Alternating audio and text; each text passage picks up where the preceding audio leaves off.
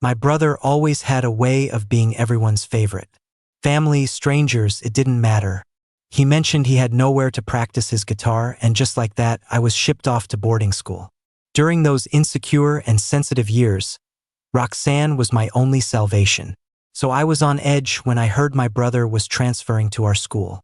I was so lost in thought I didn't even hear the final bell. Roxanne smiled lazily and tapped me on the head. That scared someone's gonna steal me away? Damn, who's the moron who doesn't watch where they're going? The next second, Roxanne's muttering stopped cold. My brother was standing in a sliver of sunlight, smiling at her. Sorry about that, I bumped into you. The next day, I went to find Roxanne in her classroom for our usual tutoring session. Instead, I heard her lazy voice. TSK, his brother isn't as bad as he made him out to be. He's actually kinda cute. The chatter and laughter in the classroom continued. I stood at the back door, blinking slowly. Ethan isn't as bad as Leo made him out to be. Roxanne's voice was languid, and she let out a soft TSK. He's actually kinda cute. I gripped the notebook in my hand, my knuckles turning white. Her friends immediately started teasing her. You've known him for one day and you already know him that well? What are you talking about? Roxanne laughed and gave her friend a gentle shove. He bumped into me by accident yesterday. My iced tea fell and splashed all over my school uniform. He found me this morning to get my number so he could send me money for the dry cleaning. In an instant, the laughter grew louder. Oh, maybe he just did that because he thinks you're pretty. He wouldn't have done that for anyone else. Wait, does that mean you gave him your number? Ha ha ha ha. And isn't our school's queen bee the one who never adds guys? Yesterday in the hallway, Ethan had smiled and said, my brother's friend is my friend. It's great to meet you. My name's Ethan. Roxanne had pulled her hand back before he could shake it, leaving his smile frozen on his face. I'm just your brother's friend. That's it. That night, she'd even bragged to me about it. See, Leo? I'm always on your side. I'll have absolutely nothing to do with anyone you hate. The streetlights were dim, but her eyes shone like stars. In that moment, I thought the nightmare that had haunted me for years was finally over. But now, reality had just slapped me across the face. Panicked, I turned to leave. I moved too quickly, and a pen slipped from my pocket, clattering onto the tile floor. The laughter in the classroom died. I immediately bent down to pick it up. My fingers had just brushed against the cool plastic when Roxanne rushed out. Leo? When did you get here? Roxanne had beautiful eyes. Perfect, almond-shaped eyes that tilted up slightly at the corners. My favorite thing used to be secretly sketching them. But now, looking into her eyes, all I felt was a sense of distance. Just got here, I said, pulling my hand back. My voice was so calm it surprised even me. You guys looked busy, so I didn't want to interrupt. You're being too sensitive. Roxanne ran a hand through her hair, a rare look of panic on her usually relaxed face. He was just being really insistent this morning about paying me back. I figured if I just took the money for the dry cleaning, it would be over, and you wouldn't see it and get the wrong idea. So it's all settled now. I looked her in the eye and asked, word by word, if I asked you to delete his number, would you? Roxanne's expression froze, then shifted to annoyance. Leo, don't be like that. It's so awkward to just delete someone out of the blue. All he wanted to do was apologize. Do you have to be so dramatic? Dramatic? Those words were like a dull knife, slowly carving me up until I was a bloody mess. Something inside me shattered. I slowly pulled my hand away from hers, my voice soft. Yes, I do. The whole thing was ridiculous, but I couldn't bring myself to laugh. Roxanne froze. Leo, I'm sorry. She was cut off before she could finish. Ethan was walking up the stairs. He was wearing a clean white t-shirt today, looking particularly bright in the sunlight. Hey, Roxanne, he said, jogging over with a sunny smile. Thanks so much for agreeing to tutor me. I just transferred and don't know my way around. His eyes fell on me, paused for a second, and then crinkled into a smile. Is my big brother here for tutoring too? Perfect, we can all study together. I snapped my head up and stared at Roxanne in disbelief. A chill ran through me. Roxanne had great grades and a reputation for being proud and aloof. Many teachers had suggested she share her study methods or help out struggling students. But she'd turned them all down. All except me. I realized the special treatment I'd been secretly cherishing was something Ethan could get without even trying. Seeing my silence, Ethan's voice softened. We're brothers. You don't mind, right? My whole body was trembling with emotion. I took a deep breath and said calmly, I mind. Ethan looked helpless. Bro, are you mad? I just won't do it then. Roxanne stepped in front of him, frowning. Leo, he used to be a student athlete. His academic classes are really weak, and now that he's switching to the liberal arts track, he really needs help. So she already knew him that well. Then get a private tutor. My voice started to shake. Why does it have to be you? Don't be mad, I won't do it, really. Please don't fight because of me. He gathered his textbooks and turned, striding away. Roxanne instinctively started to go after him. I called out to her, my voice serious. Roxanne, if you walk away now, we're done. For good. Roxanne stopped and looked back at me. My eyelashes fluttered as a flicker of hope ignited inside me. But she just laughed coldly, her eyes filled with disgust. Leo, no wonder even your own parents don't like you. The hallway suddenly felt vast and empty. A draft blew through and I shivered.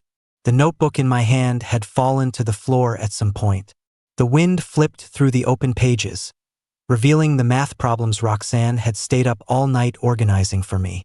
I guess the relationship between me and Roxanne was like that water stain. It would dry up soon, leaving nothing behind. I walked back to my classroom in a daze. I don't know how much time passed. Suddenly, a rustling sound came from the back of the room. Startled, I shot my head up. A pair of long, pale hands lifted a school uniform jacket in the corner of the last row, revealing a cool, sharp face. Violet Lane, the genius who was always ranked number 1, Roxanne's sworn rival.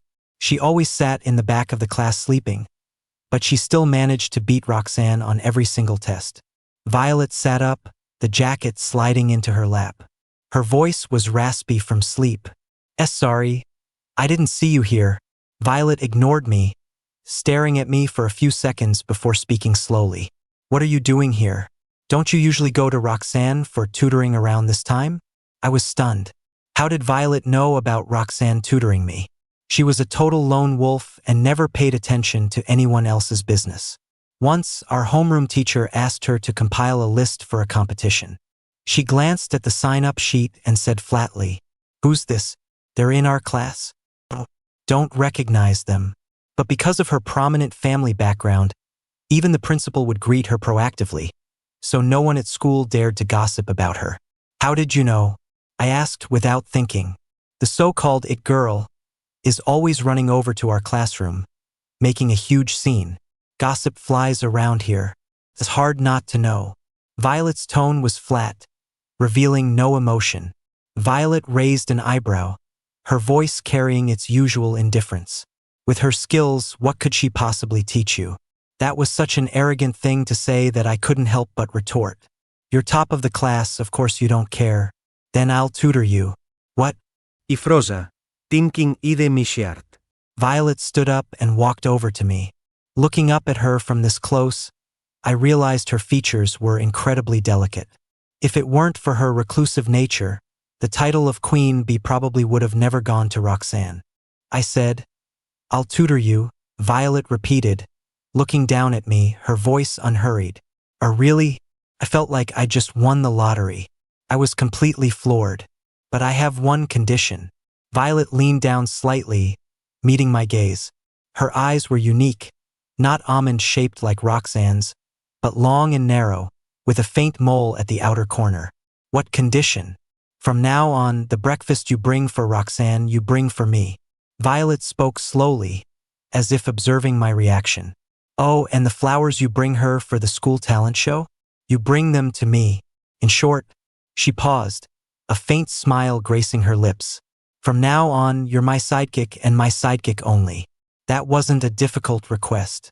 Besides, I had no intention of having anything to do with Roxanne anymore. Okay, I heard myself say, promise. Tomorrow morning. A sandwich from the third counter on the second floor of the cafeteria.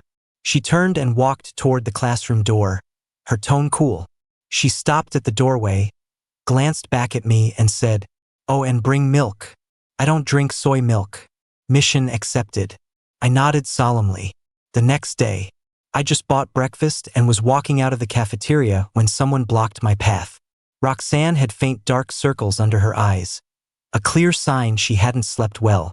"Leo," she said, her gaze falling on the breakfast in my hand. Her brow relaxed slightly. "I knew you wouldn't hold a grudge against me. I was wrong yesterday. I said some harsh things." As Roxanne spoke, she naturally reached for the bag in my hand. "This isn't for you." I sidestepped, avoiding her hand. Roxanne's hand froze in midair, her expression solidifying. "What did you say?" "This is for Violet." I looked her in the eye, my tone calm. Roxanne's expression shifted from disbelief to incredulity. After a long moment, she sneered, "Leo, are you done with this little drama?" She sighed in frustration, her voice softening slightly. "Look, I would have helped a stranger in that situation, too. Can you just stop overthinking it? You can help whoever you want. You don't need to explain it to me. The food's getting cold. I have to go." "Leo, stop joking around." "Violet? Everyone knows she's stuck up and comes from that kind of family. There's no way she'd ever pay attention to you." Before Roxanne could finish, she was cut off by a cool voice. "What's taking so long?" Violet had appeared at some point and was now staring coldly at the hand Roxanne had on my wrist. The morning light outlined her sharp silhouette.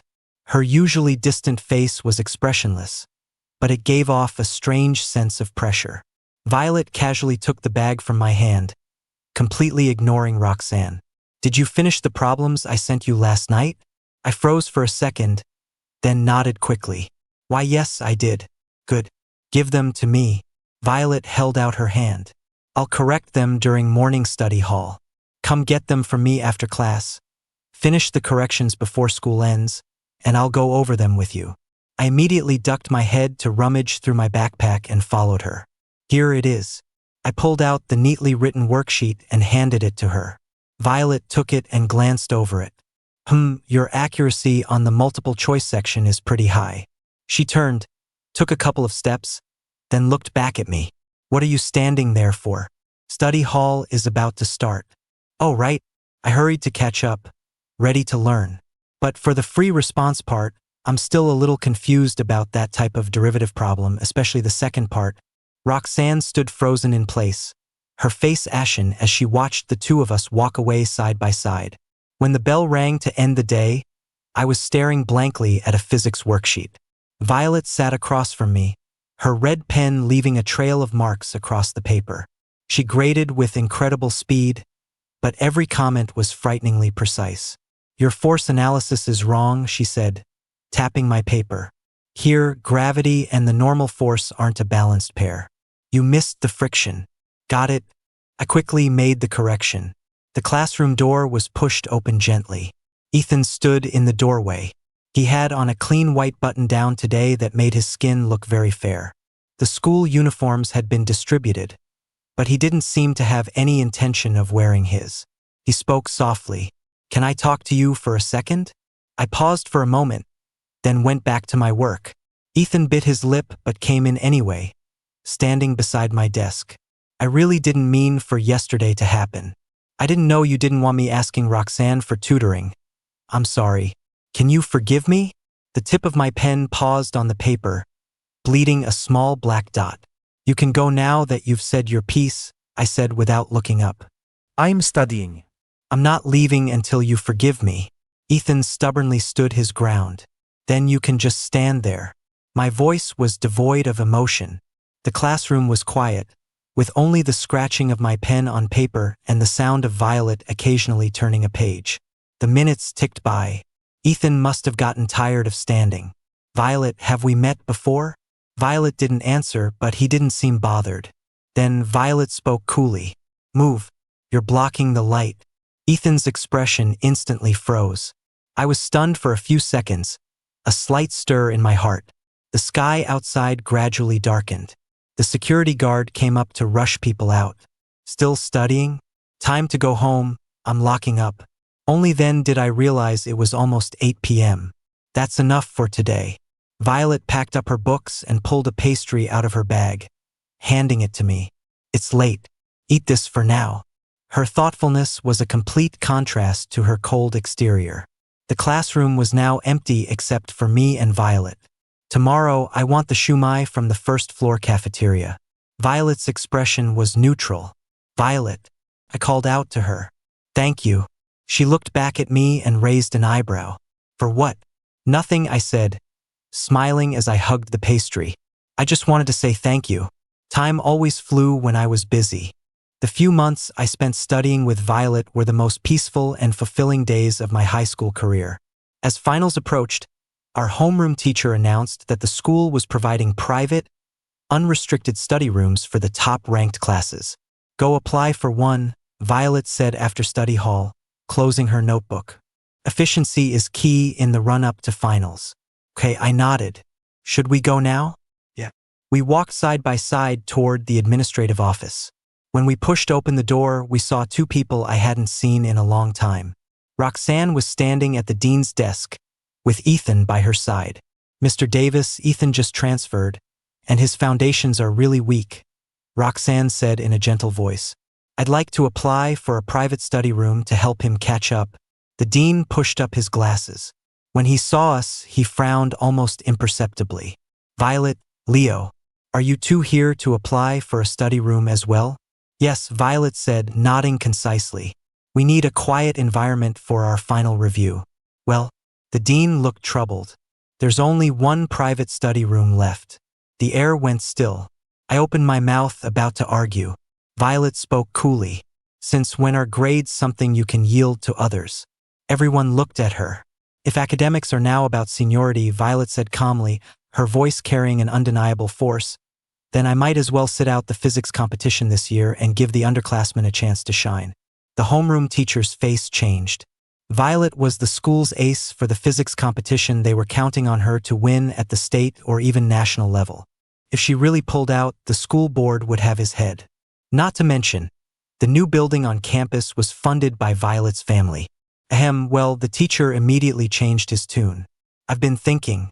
Violet's academic performance is outstanding, and Leo has made huge progress this semester. It makes more sense for you two to use it together. Mr. Davis. Roxanne frowned. Ethan, Roxanne. The teacher cut her off, his tone leaving no room for argument. You and Ethan can go to the library. The environment there is good, too. All right, that's settled. He handed the key to Violet. Room 306. Take good care of this. Thank you, sir. Violet took the key, then turned to me.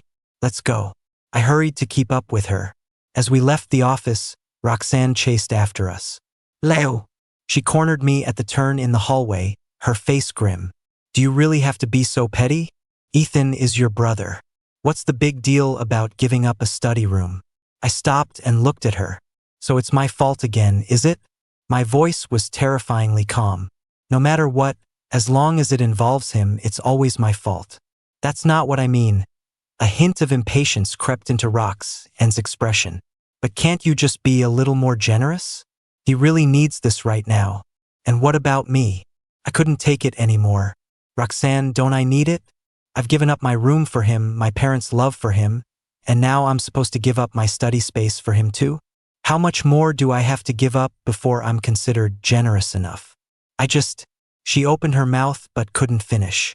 You just think he's pitiful, I finished for her. But just because he's pitiful, does that mean I deserve this? With that, I turned and walked away without another glance.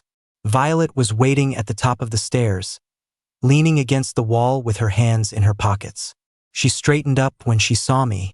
We walked down the stairs, one after the other, neither of us speaking. It wasn't until we were outside the academic building that the evening breeze hit us. Roxanne's blind. That's her problem, Violet said softly. It has nothing to do with you. When we were little, Ethan complained that studying was too hard and threw a tantrum, demanding to become a student athlete. My father tore up my sketches and told me, art school is too expensive. Our family can only afford one. Your grades are good, It's not like you have to study art. Is it really that serious? When we got a little older, Ethan complained that our house was too small and he had nowhere to work out, and my room just happened to have the best light. The next day, my things were moved to the attic. My mother said, "Some kids go to boarding school in kindergarten. You're a middle schooler, what's there to be afraid of living at school? Is it really that serious?" Later, I was mocked by my classmates for being a kid with no parents. The subtle hostility of the group made me insecure and sensitive.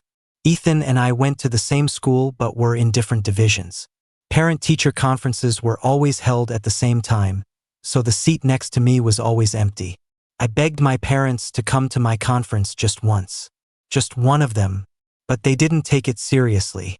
That day, the class bullies locked me in the equipment room and poured cold water on me. They looked down at me, a hint of pity in their eyes. Weren't your parents supposed to come and back you up?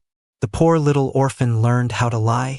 That day, it was Roxanne who kicked down the door of the equipment room and took me to the hospital. And from that day on, she never left my side, afraid I'd get hurt again. But now, even Roxanne had been taken from me. It's not just her. It's everyone. My parents, teachers, classmates, everyone likes him more. It's happened so many times, I really can't stop myself from doubting myself. It's not just once or twice. It's every time. It's everyone. Violet stopped walking. I won't.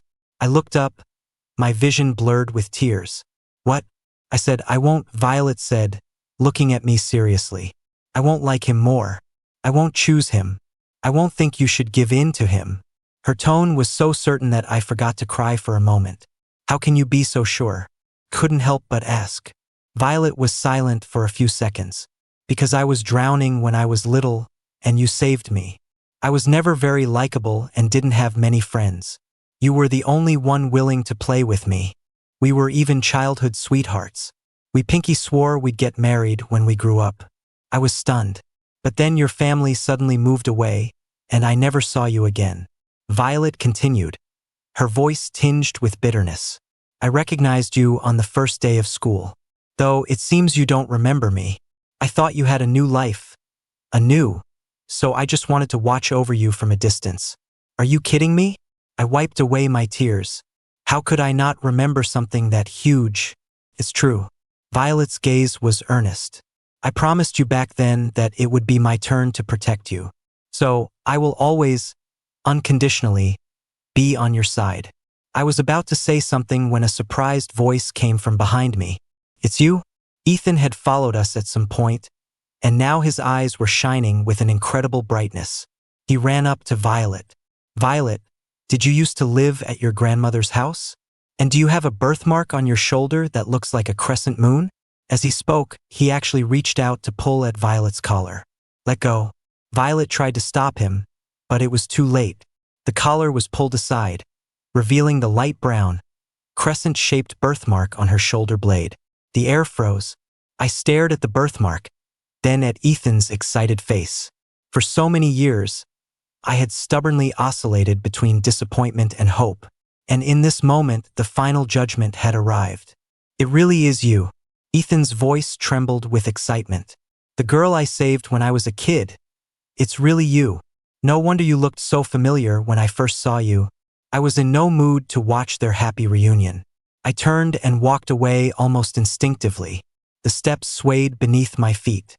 The night wind seeped into my collar, chilling me to the bone. After returning to my dorm, I started studying, just like any other night. I told myself that nothing had changed. I could do just fine on my own.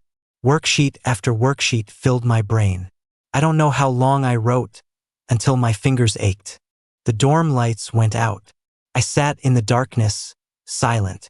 My eyes suddenly burned. I blinked hard, forcing the stinging sensation back. The next day, I began to actively keep my distance from Violet. I'd put on headphones as soon as class ended, turning the volume up high. I'd go to the cafeteria at the busiest times. I also returned the study room key to the teacher. I thought I had successfully desensitized myself. After all, similar situations had happened so many times, like a persistent curse in a fairy tale. Friday afternoon, it poured. Fat raindrops pounded the ground, falling faster and denser. Students without umbrellas crowded the hallways, complaining about the weather.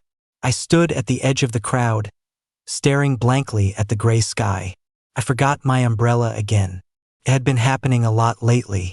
My memory was getting bad. Without warning, a black umbrella opened over my head. Violet stood beside me. "I'll walk you back." I took a step to the side. "No thanks." The cold rain instantly soaked my shoulder. "Leo." Violet followed, moving the umbrella back over me. "Violet." Ethan jogged up to Violet's side, his posture familiar, smiling up at her. "Funny seeing you here. The rain is so heavy, and I didn't bring an umbrella. Could you walk me to the school gate?" He didn't finish his sentence. My heart lurched. All the emotions I had been suppressing these past few days came crashing back. I held my backpack over my head and bolted into the rain. The voices behind me were drowned out by the downpour. I didn't look back. Probably because of the rain, I came down with a high fever when I got back to the dorm. After calling in sick to my teacher, I slept for 2 days. In a daze, I was woken up by a phone call. "Hello? Leo." My mother's voice came through the phone, unusually gentle. "Come home for dinner tonight. We have an important guest coming over." I was stunned for a moment, then managed to speak. "Mom, I'm not feeling well." "Then it's the perfect reason to come home and get some nourishment. I've made a huge meal. Oh, and take a taxi home today. Don't take the bus." Something stirred inside me. "Okay, I will." My eyelashes trembled. I hesitated for a few seconds before agreeing. "Okay, that's settled then. Remember to come with Ethan. He just sprained his ankle, he can't be squeezing onto the bus." The phone clicked off. The dial tone buzzed in my ear. I held the phone and smiled bitterly. So she wasn't concerned about me after all. She was just worried I wouldn't take good care of Ethan. "Leo, why do you always get your hopes up?" As I put the key in the lock, I could hear laughter from inside. I pushed the door open. The living room was brightly lit. My father looked up from the sofa, his brow immediately furrowing. "Why are you so late? Don't you know we have a guest today?" I looked down, changing my shoes. I had a fever, so I was at the clinic getting in for. "Ethan sprained his ankle, and you couldn't even be bothered to help him." My father's voice grew stern. "What kind of older brother are you?" Ethan placed a piece of pork rib on my father's plate, his voice sweet. "Dad, why are you blaming my brother?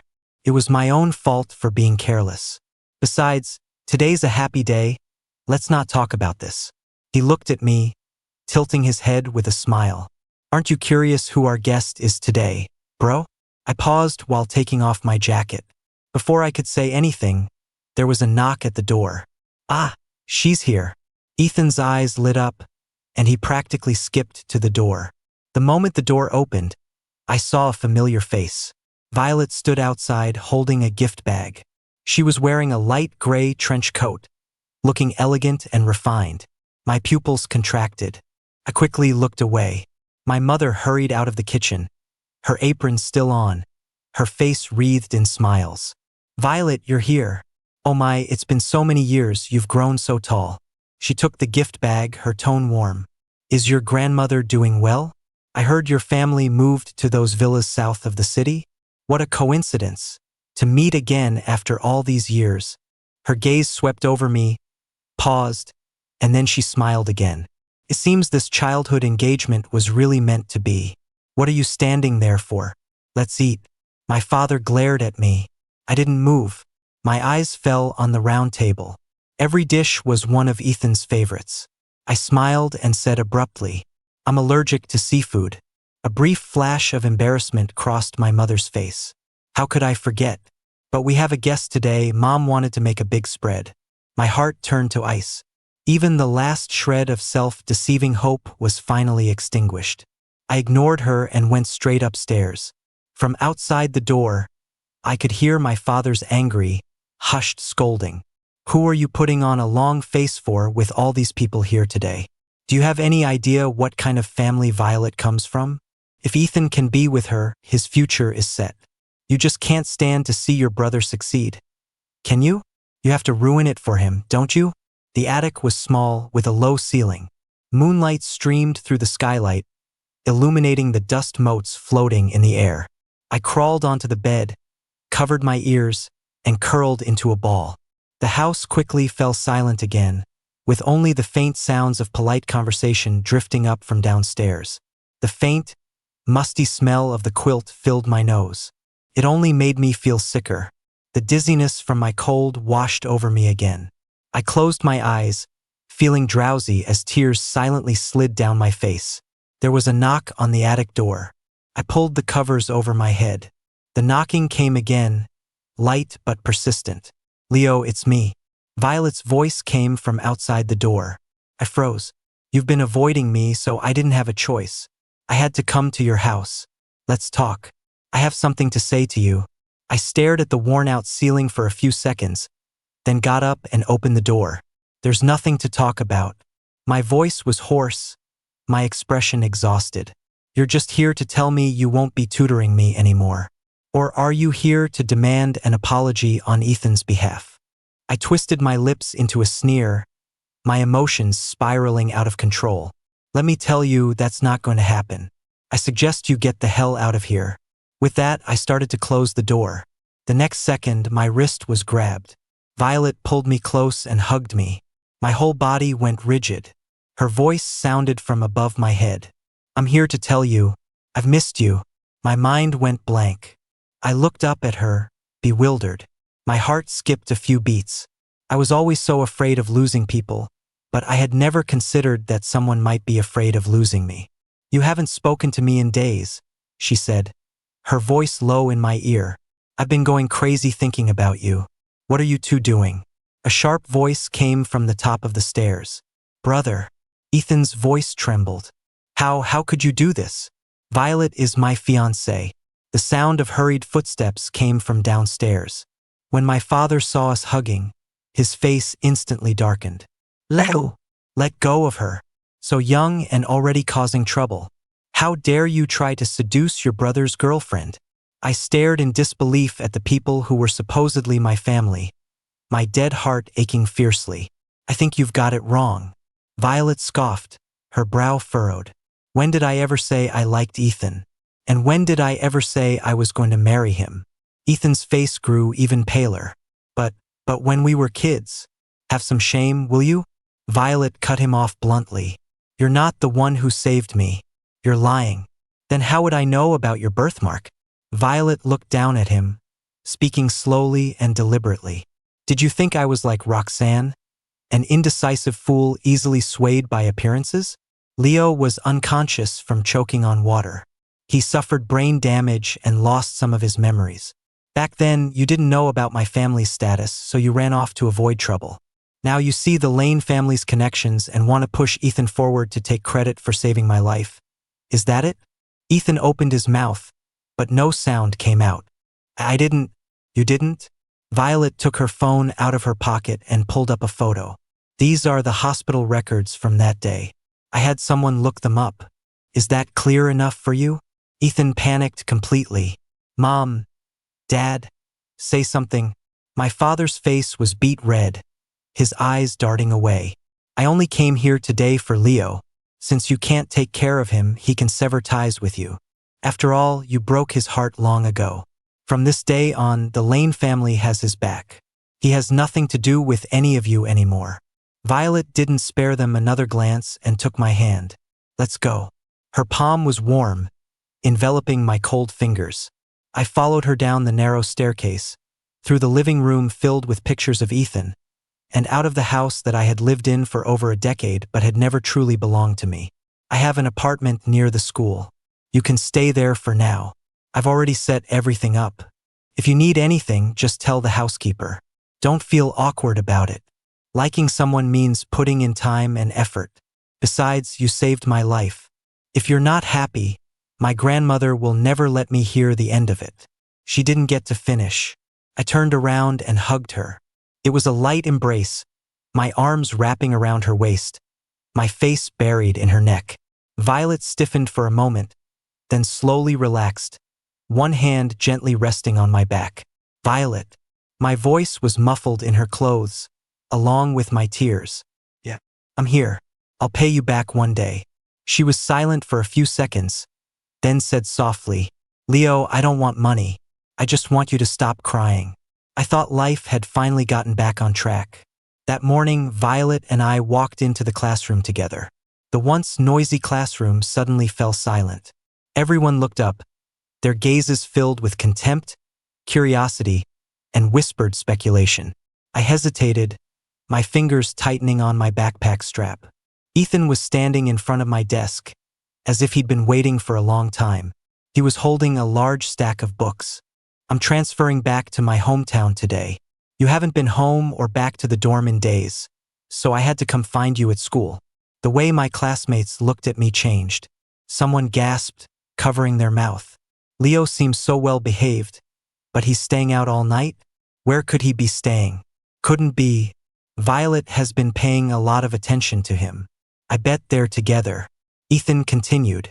Even though we're a blended family, I transferred here because I wanted to be closer to you. I didn't expect to still be hated. His gaze drifted vaguely toward Violet. But it's okay, I'll just leave. You should take care of yourself and be happy with Roxanne. I won't bother you anymore. The words were ambiguous, but the meaning couldn't have been clearer. The murmuring around us grew louder. No wonder Leo never mentioned his brother. Is he really going to abandon his brother for a relationship?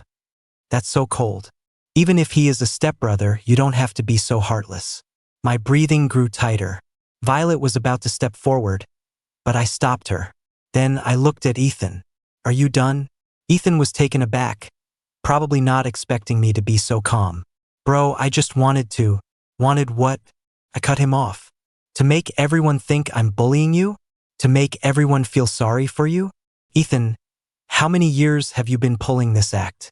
Aren't you tired of it? Ethan's face paled. I didn't. Since you feel so wronged, I said, grabbing his wrist. Let's go to the dean's office right now and clear things up in front of a teacher. Why you're really transferring and why you came here in the first place. Bro, what are you doing? Ethan panicked and tried to pull away, but I held on tight. A commotion started in the classroom. Students from other classes heard the noise and poked their heads out. A large crowd of onlookers followed us all the way. When we reached the stairwell, Roxanne rushed over. Leo! Her eyes were full of reproach, her brow furrowed. He's already leaving. Can't you just let him go? I couldn't be bothered to waste a single word on her. Move. Roxanne didn't budge. Ethan immediately took the opportunity to break free and hide behind her. Roxanne, just forget it. I bent down and picked up the manila file folder that Ethan had dropped in his panic. Oh no, we're not forgetting it. I wouldn't want my dear brother to feel wronged. And it'll save your precious Roxanne the trouble of playing the hero. He lunged for it in a panic. I dodged him easily and watched him fall to the floor. Ethan Porter, at your old school, you were dating a rich girl named Chloe. You skipped class, and her parents came to the school and slapped you in front of everyone. The whole school knew about it. Ethan's face turned white as a sheet. Your reputation was ruined. You couldn't stay at your old school, so you had no choice but to transfer. I held up the withdrawal notice. Now, the girl's parents have called our school's administrative office to complain, demanding that the school take action. So you're not leaving on your own accord. You're being asked to leave. If you don't believe me, see for yourselves. Everyone started pointing and whispering at Ethan. Roxanne turned her head in disbelief to look at him. Ethan, is what he's saying true? Ethan's lips trembled as large tears rolled down his face. I was forced, she tricked me. Tricked you into what? I looked him in the eye. As I recall, you were the one who actively pursued her. Ethan, how much effort did Mom and Dad put in to cover this up? Do I need to spell out the details for everyone? Stop it. Ethan screamed. Roxanne, however, took a step back.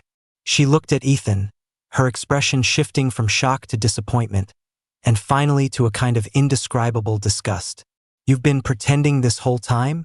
Her voice was soft, but it cut like a knife. You said Leo bullied you, that you never had a chance to study properly, that you were all alone after your parents were married. It was all fake? No, I didn't. Ethan broke down. I just liked you so much. I wanted you to pay more attention to me. Roxanne didn't spare him another glance. She turned to look at me, her expression complicated. Leo, Violet stepped between me and Roxanne and let out a cold laugh. Honestly, I'm curious if you even earned those grades yourself. Being this stupid. You're not going to try and claim you're a victim too, are you? Roxanne opened her mouth, but no sound came out. The bell for class rang. The crowd dispersed. I pulled Violet back to our classroom. The reflective glass of the classroom next to us showed Roxanne's rigid back. She stood there, motionless. News about Ethan eventually reached me. The parents of the rich girl he'd messed with were relentless and made a huge scene. No school would accept him. In the end, he never even got his high school diploma, completely cutting off his path to higher education. The story of how he had slandered me at school also spread quickly. The neighborhood gossip nearly swallowed him whole. I heard he developed severe bipolar disorder, smashing things at home and screaming at our parents all day. My mother's voice trembled as she finished. Let's not talk about it. Let's not talk about these awful things. Leo, are you doing okay lately? I'm fine. I held the phone, looking at the ginkgo tree in the garden below. Most of its leaves had already turned yellow. That's good, that's good. She paused, her voice choking up. Mom knows she was wrong. I was confused before and I wronged you. I didn't say anything. There wasn't a single ripple of emotion in my heart. Leo, Mom has already lost one son. I can't lose you too. Please come back. Okay? Let's be a family again. The evening wind blew, carrying the chill of early winter. It's too late. Don't call me anymore. We should keep our contact to a minimum. I blinked slowly and hung up the phone. The screen went dark, reflecting my own face. No tears, no sadness, not even anger. Just a vast, empty calm. Violet came out of the study and handed me a glass of warm water. Are you okay? I shook my head and took the glass. The warmth seeped through the glass into my palm. It was very comforting. I just suddenly realized, I said, looking at the clouds in the distant sky, that whether they love me or not doesn't really matter anymore. What mattered was that I had finally learned to love myself. What mattered was that I had also found someone who chose me, without hesitation. Violet reached out and ruffled my hair. You deserve to be loved, Leo. You always did. The days passed like turning pages in a book. With Violet's help, my grades improved rapidly. I went from the middle of the pack to the top 10 in my class. Even our homeroom teacher praised me in class. Arden University. After the 100-day countdown ceremony, Violet was flipping through a college application guide. Let's go together. I nodded emphatically. Okay, that was our shared future. So bright it made my heart burn. With that goal in mind, I worked even harder on the subjects I wasn't good at. During chemistry lab, I stayed behind to repeat the experiment. I just want to reinforce the steps in my memory. I told Violet, who was waiting for me. It won't be long, though. Just 2 more steps, about 20 minutes. Violet glanced at her watch. I'll go get us food from the cafeteria then. It'll be ready when you're done. Okay. I want the sweet and sour pork ribs. She smiled. I know. I put on my goggles and focused on the equipment. I heard soft footsteps behind me. Assuming it was Violet, I smiled without turning around. That was fast. Was the cafeteria not crowded today? No response. I paused and turned around. Roxanne was standing at the lab entrance, her face pale. She looked much thinner. The blue and white school uniform hung loosely on her frame. Leo, she spoke, her voice a little hoarse. I didn't say anything and continued with my work. Can we talk? She walked in, stopping a few feet away from me. Just for a few minutes. I'm doing an experiment. I'm Busse. I looked down to record my data. I know you don't want to see me. Roxanne's voice grew quieter. I just wanted to apologize to you. The tip of my pen paused on the lab report. I'm sorry, Leo. Her voice was startlingly clear in the empty lab. I was blind before and stupid. I believed Ethan and hurt you. I didn't look up. I still remember when you were locked in the equipment room, soaking wet and curled up in a corner, too scared to speak. Roxanne's voice trembled. I wanted to beat up every single one of those guys. I swore I would protect you and never let you get bullied again. But now I've become one of the bullies. The flame of the alcohol lamp flickered. Later, you slowly started to smile again. You'd share your drawings with me and bring me water when I played basketball. I thought we would be together forever. I put down my pen and turned to look at her. Roxanne, those days were real. But your choice to side with Ethan later was also real. Whether you meant to or not, the damage is done. Some things once said can't be unsaid. Some things once done can't be undone. A simple sorry doesn't erase any of it. Roxanne's eyes turned red. I know, she said, her voice raspy. I'm not asking to go back to how things were. I just want you to know that I truly know I was wrong. Before I could answer, the lab door slammed shut with a bang. Then came the sound of a key turning, the lock clicking into place. Roxanne and I both looked toward the sound. Ethan was holding a lighter, a look of almost manic excitement on his face. Leo, why does everyone like you? Roxanne, Violet, even Mom and Dad talk about you all the time now. I have nothing left. Ethan, are you insane? Open the door. Roxanne ordered coldly. Panic spread through me as I tried to turn the doorknob. Insane? Yes, I am insane. He laughed, his eyes full of tears.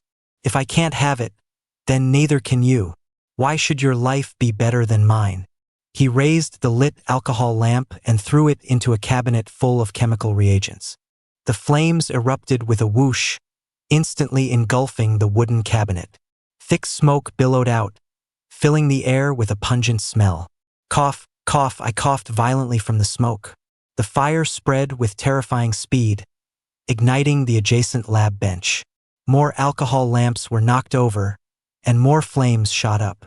Bottles of organic solvents began to swell in the intense heat. It all happened so fast. Leo! Roxanne rushed back to my side, pulling me into a relatively safe corner.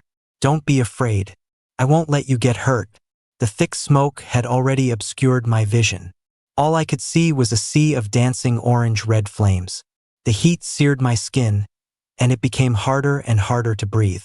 I covered my mouth and nose, pulling out my phone with trembling hands to call 911. Ethan was still laughing, as if he couldn't feel the danger. Crash. A loud bang. The lab counter completely collapsed. Get down. Roxanne spun around, shielding me completely with her body. A heavy thud. I saw her let out a grunt, her body shuddering violently. Roxanne? My voice was shaking. No answer. In the thick smoke, I could only see her eyes were closed, blood slowly trickling from her temple. Roxanne.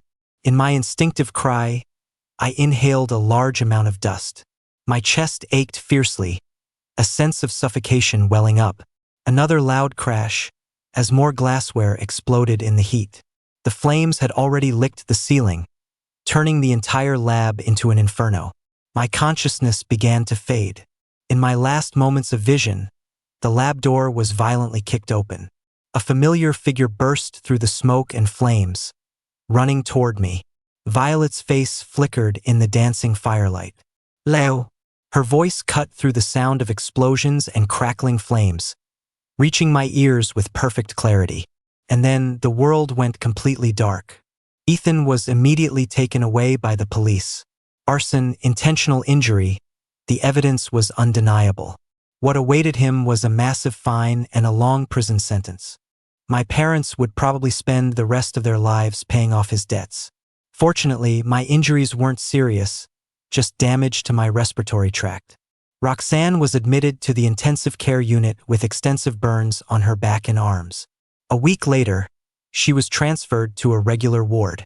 When I went to see her, a nurse was changing her bandages. Leo? Roxanne turned her head. Her eyes lit up when she saw me, then quickly dimmed. I didn't think you would come. The nurse finished and left, leaving just the two of us in the room. Thank you. I walked to her bedside and said sincerely. Roxanne smiled, a faint, weak smile of someone recovering from a serious illness. Protecting you was something I promised you I'd do. I failed before. I couldn't break my word again. She paused, her eyes downcast. I heard you're planning to apply to Arden University. If we meet at Arden, can you give me another chance? I set down the pork rib soup I had brought for her. Arden is a great school, but it's not the right fit for you academically. Don't compromise your future because of me. Sunlight streamed in through the window, falling on her pale face. I opened the container. Drink it while it's hot. I got the recipe from the doctor. They said it's good for wound recovery. She clumsily reached for the soup bowl, her fingers still trembling slightly. Watching her stiff movements, a pang of sadness hit me. The room was quiet, except for the regular beeping of the medical equipment. Will you come see me again? Roxanne asked suddenly after taking a sip. Those eyes that had once made my heart race were now filled with cautious hope. Before I could answer, she quickly added, "Never mind. Don't come." She turned her head away, shrugging with forced nonchalance. "Keep moving forward, Leo. Don't stop for anyone ever again." My throat felt like it was blocked. "I will." I took a deep breath and smiled at her. The college entrance exams went smoothly. Both Violet and I were accepted into Arden University. The class party was set for the weekend after the scores were released. The music in the karaoke room was deafening. The classmates who had once crammed for exams and complained about tests together were now free of their burdens, laughing and joking around. "Leo!" The class president clapped me on the shoulder. "That was amazing, man. You made it into the top 10. It's all thanks to Violet tutoring me," I said with a smile. "Hey, you still had to be willing to learn. See you at Arden." "See you at Arden." I took a sip of my drink, feeling a sense of ease I had never felt before. By the time the party broke up, it was already past 10 at night. The students trickled out in small groups, saying their goodbyes in front of the karaoke bar. "Leo!" A girl from our school walked up to me. "Can I get your number? Maybe we can keep in touch." Before I could answer, Violet appeared at my side. "Sorry, you'll have to get in line." My heart skipped a beat. She put her arm around my shoulder, a humorless smile tugging at her lips. The girl mumbled an apology and walked away. The night breeze blew, carrying the warmth of summer. The streetlights came on one by one, the traffic in the distance blurring into a river of light. Violet let go of me and looked down. "Let's go home." The street was quiet, with only the occasional car passing by and the sound of the wind rustling through the leaves. Playful thought suddenly struck me. You said she had to get in line. So, I stopped and tilted my head to look at her. "Who already has the spot?" The streetlight cast a glow on her face. Violet raised an eyebrow, pretending to think. "Yeah. Who do you think it is? Do you know this person?" I shot her a glare and started walking ahead on my own. No idea. "Don't know them." "Leo." I was wrong, I was so wrong. She coaxed in a low voice, catching up to me. I stopped, crossing my arms and looking at her. "Fine. I'll graciously give you one more chance. Say it again. Properly." She took a step forward, very, very close. "I want to be number one in Leo Porter's heart. I want to permanently occupy the most important place in your heart. Leo, I love you." I blushed. Her directness caught me off guard. Violet leaned in slightly. "Now, can I kiss you? I mean, I can't stop myself from wanting to kiss you." My palms grew sweaty with nervousness, and I nodded. A light kiss landed on my lips. It carried the scent of the summer night and a hint of leftover cola. It was sweet,